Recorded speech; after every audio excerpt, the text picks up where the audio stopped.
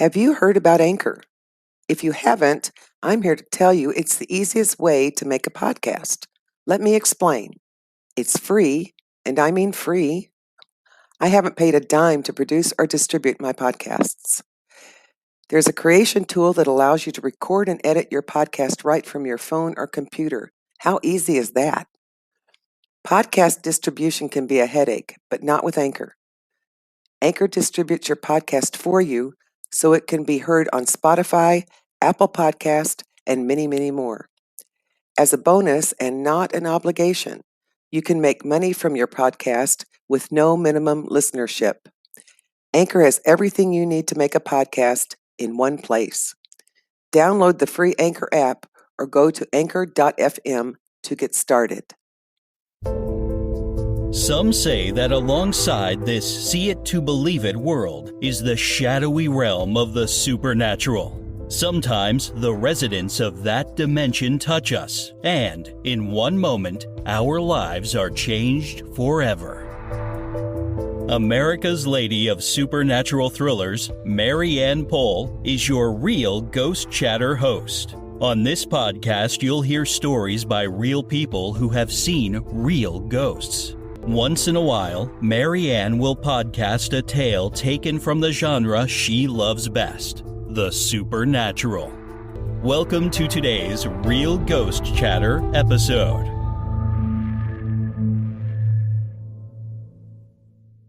I'm Mary Ann Pohl, America's Lady of Supernatural Thrillers, a charter member of Author Masterminds, and your host on Real Ghost Chatter. If you'd like to know more about me, please visit www.maryanpoll.com. Today is going to be a short podcast. I've been busy doing lots of things, so unfortunately I feel like I have neglected my duties in researching. However, I have a few little short stories that I wanted to share with you of the supernatural and the paranormal. Well, hopefully I'll be back again next week with a little longer podcast. One game I played was called The Wild Hunt. It had the paranormal aspect I love. After all, I write supernatural thrillers that revolve around legends. I always wondered about the origin of the phrase, the Wild Hunt. Much to my delight, in my research, I came across the legend. Many parts of England and Wales report the tale of the Wild Hunt. The following story is one retold by Sir Arthur Quiller Couch in the book Folklore of a Cornish Village. With some creative embellishment, this story is one to tell your friends on a dark and stormy night, or even better, it's a tale to be told around the proverbial campfire.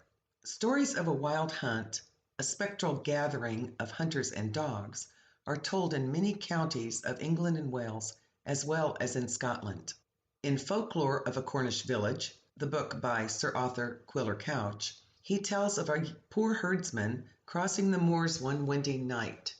He heard the bay of hounds coming from the rocky peaks and recognized the sound as the ghostly dog pack known in the area. But he was still 3 or 4 miles from his house. The light was poor, the path indeterminate and difficult to follow, the soil lumpy and damp. The howling of the hounds came nearer until, to his horror, he could see a ghostly concourse of hunters, their horses, and the dogs. They were about to rush upon him when he fell upon his knees and prayed.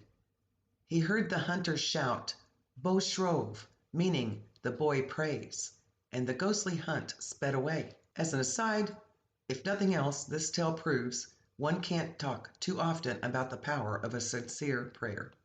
Then there's this second tale of a small cat reported in Psychic Animals by Dennis Bardens. Let me say, I love cats. I love dogs.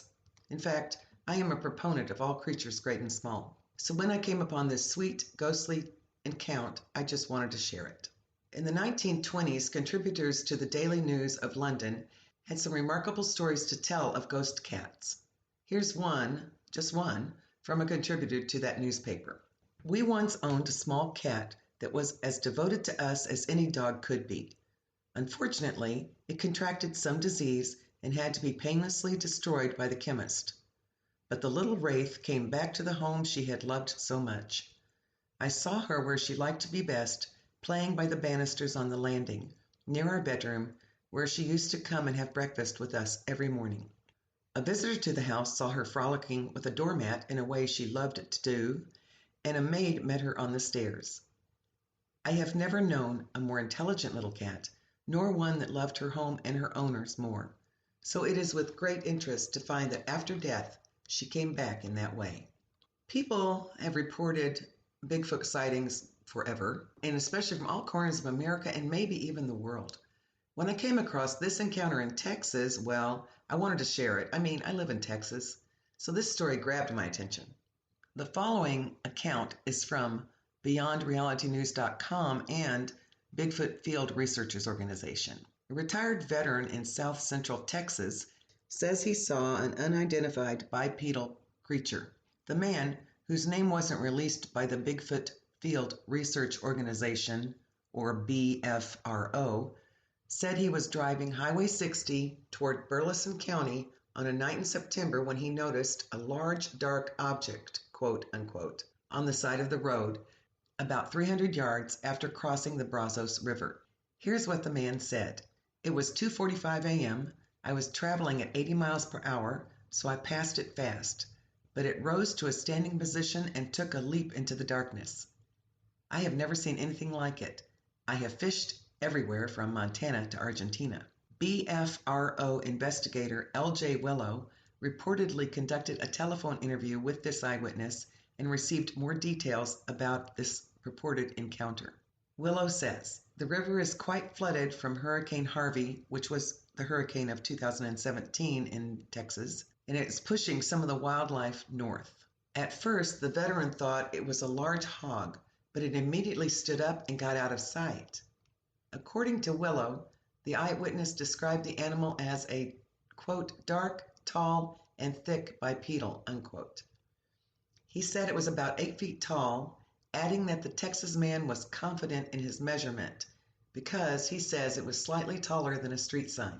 Willow, an ex-military officer, quote, dedicated to conducting Bigfoot investigations based on evidence, unquote, says the man claimed to be a skeptic until his alleged sighting. But this isn't the only sightings. In 2017, a man from eastern Texas says he was fishing on the Trinity River when he recorded the images of what he called a Sasquatch. In 2015, a Texas man said he had an encounter with Bigfoot and that the monkey-like being had even smiled at him. The same year, a preacher in Wise County, Texas, claimed a Bigfoot lived in that area. Nothing else, it's interesting to hear about these Bigfoot sightings. I haven't researched yet today to see if there's been any newer ones in the last 3 or 4 years. I do have a feeling, though, that there probably has been, and I'm hoping to bring that update to you another time. But for today, that's it. It's time to get back to researching and the supernatural. Hopefully, I'll have some great new stories to share soon. If you enjoyed this podcast, I encourage you to share it with others you think would also be interested. If you'd like to know more about me, go to MaryannPoll.com and or authormasterminds.com/MARY-ANN-POLL. Until next time, may the wind always be at your back, the sun on your face, and the good Lord walk beside you.